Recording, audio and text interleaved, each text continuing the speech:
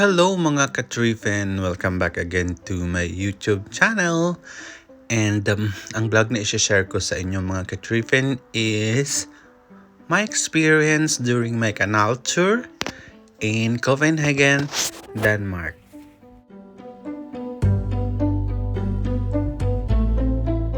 A few moments later.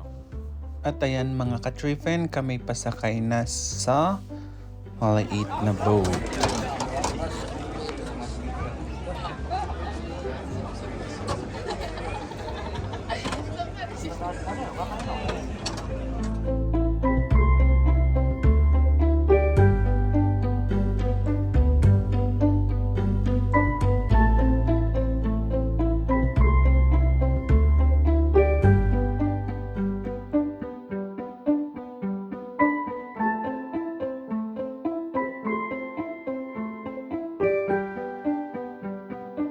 Canal tours.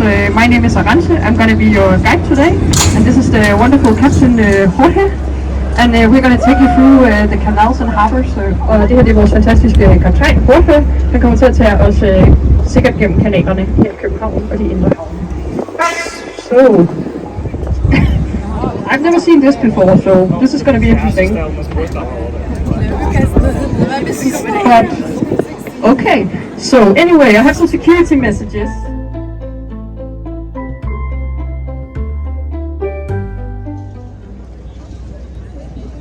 We never tried this before, me and Jorge with the pirates at the bridge, so it's interesting.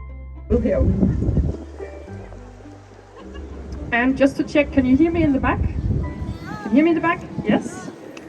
You can hear me? Og danskere, kan I høre mig? Yes. Og danskere, lad mig lige høre. Skal jeg snakke dansk, eller er I fine med engelsk? Whatever you want. Whatever I want, okay. Er der nogen danskere, der gerne vil have dansk? Det er der. Jeg kører stadig på dansk. Okay. Kongelige Teater, Skuespilhuset. Det stod færdigt i 2008, og det første skuespil, som bevis her, da det blev indviet, det var altså Hamlet af Shakespeare, som finder sted på en anden kendt lokation her i Danmark, nemlig Kronborg Slot. It was built in 2008, and the first play to inaugurate the place was Hamlet by Shakespeare. And this takes place at another famous location here in Denmark, Kronborg. Turn to your right side. You will see the Paper Island. Paper Island is where the publishing media used to store all its papers, and today it's turning into luxury apartments that are supposed to be finished in 2025. They said it would be finished for a long time, so we hope this time that 2025 is true. There's also going to be a whole new neighborhood of Copenhagen in here, and a water culture house.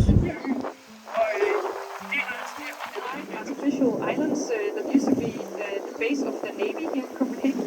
This is also where all the wooden ships were placed back in the day because they were posing a fire hazard inside Copenhagen.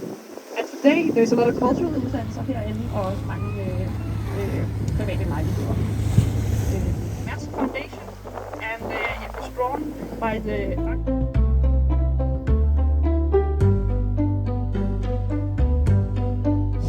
last active in 2003 during the Iraq War, and it was used to uphold the weapon embargo at the time around the country, and today it's a museum inside. Det var også meget af ubåden Sælen, som sidst var aktiv i 2003 under Irak-krigen, som var brugt til at opretholde det våbenembargo, der var omkring landet på det tidspunkt. Og i dag er det et museum. Out here you also see the ship 5352 is also called Fregatten Skak, and this is mostly known in Denmark for what we call the Roots missile, because back in 1982 it by accident fired off a missile into a summer house area. Yeah, luckily nobody was hurt, only a lot of summer houses demolished. Due to tradition, it still fires off its cannons at sunrise and sundown, but because of neighbor complaints, it has.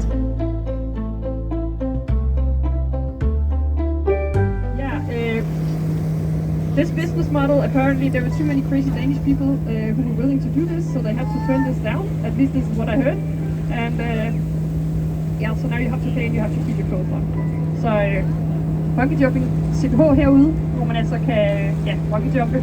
Og efter sigende, så kunne man også First diesel motor was invented back in 1912 by Rudolf Diesel.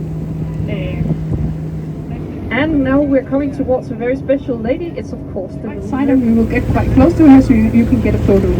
Vi kommer altså ret tæt på den lille havfrue herude til højre, så I kan få et billede. And if you think of her as the Statue of Liberty of Copenhagen, she's not quite as impressive in size. You have to know she's there, but we're still very proud of her. Så altså ja, det er jo ikke kaldt den store havfrue, men den lille havfrue. Den er ikke så stor. Så lige ved her. Yeah, and The Little Mermaid is of course known from the character Copenhagen back in 1913, because he had seen a play about the Little Mermaid and he was so moved and inspired by it that he had the sculptor Edvard Eriksen make the statue. Så ja, der er måske mange danskere, der ikke ved det, men øl og den lille havfrue er faktisk meget. Gå ned af kongetrappen, som det hedder, og ud i nogle små båder, som fører dem ud til kongeskibet Dannebroge, som nogle gange ikke er herude til venstre i havnen. And as you see, one of the pavilions has a crown on top, and that's for the royal family, and the other one has a golden onion, and that's for the warehouse. You see, the red one is where we used to store the goods from West Indies. The second one here, the yellow one, is where the goods from Greenland, and the third one is where we used to store the goods from the Gold Coast in Africa. Så her til højre skal vi altså lige tilbage til kolonitiden i Danmark, fordi with the 5 chimneys, that's where the Queen of Majesty Margaret II lives. Så herinde har vi altså Amalienborg, den kongelige residens, og her bor skibhuset tættest på, det er 4 skorsten, der bor altså Prins Frederik og hans familie. Huset over til venstre med 5 områder, kan man ud af, og det har altså den største kirkekuppel i Skandinavien. This is also where you can see the guards change every day at 12. Det er også her, man kan se vagtskiftet hver dag kl. 12.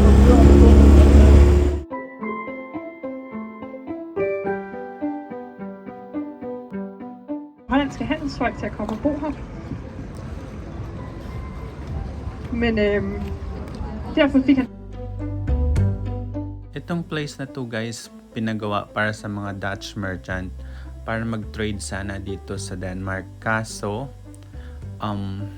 unti lang ang nagpunta ng mga Dutch merchant guys. Kaya, yung itsura ng lugar is parang sa Amsterdam, Netherlands. Pero, here yan guys in Denmark.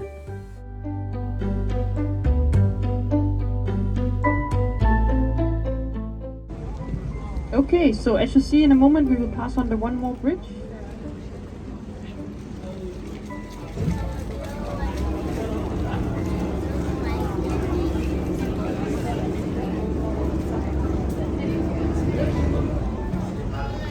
And it's 400 steps up to the top if you're not afraid of heights like me.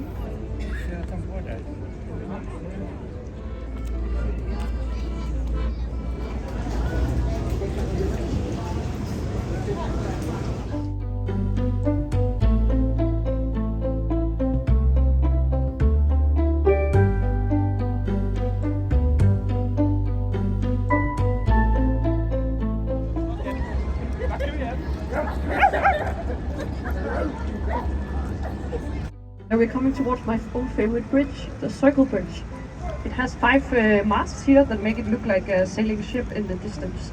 Så her kommer vi altså mod Cirkelbro afstand. So sit down for the bridge, please. Thank you. Stay seated for the bridge. Please stay seated for the bridge. Thank you. Nice hack. The bridge is made by the same guy. And here on your right side you see som blev bygget af Christian 4. And back in the day, if you worked for the king, you would actually så altså lidt mest lavet sandsten den her bro, men vi har en lille smule marmor på toppen.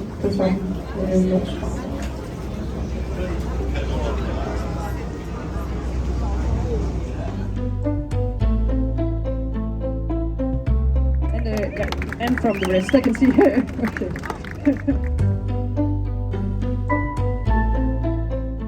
So bridge coming up, please stay seated as we go for broen her. 1160s when King Christian IV again built it. Dutch Spanish Renaissance style. On top you see these four dragon tails coming together in a pretty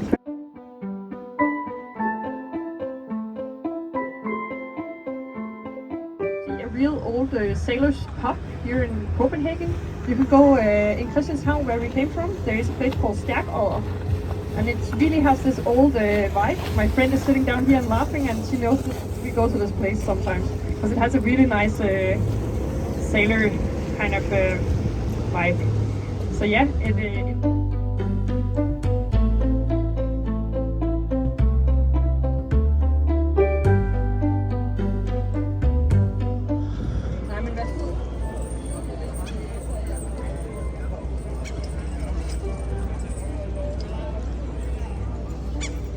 and I hope you have a great day. Thank you.